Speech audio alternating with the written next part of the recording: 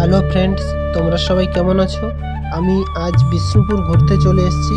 তারই কিছু ভিডিও, কিছু মুহূর্ত তোমাদের সঙ্গে শেয়ার করছি। পশ্চিমবঙ্গের একটি ঐতিহাসিক শহর হলো বিষ্ণুপুর। পোড়ামাটির মন্দির এবং সমৃদ্ধ সাংস্কৃতিক ঐতিহাসিক জন্য বিখ্যাত বিষ্ণুপুর।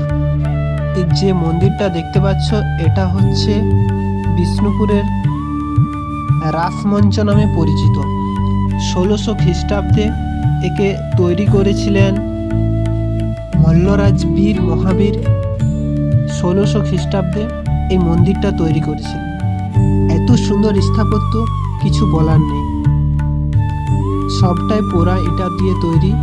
কিছু দেবদেবীর মূর্তি আঁকা আছে। এই মন্দিরটা রাসমঞ্চ নামে পরিচিত।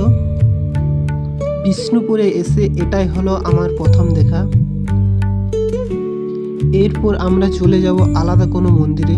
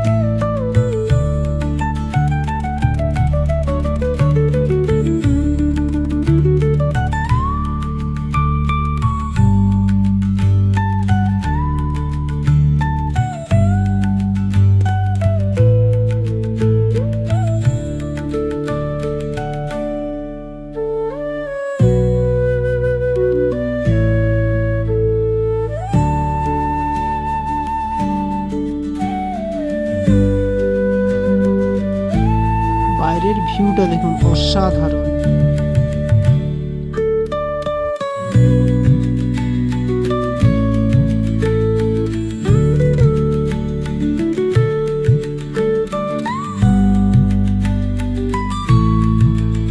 এই মন্দিরে রাধাকৃষ্ণের মূর্তি আছে।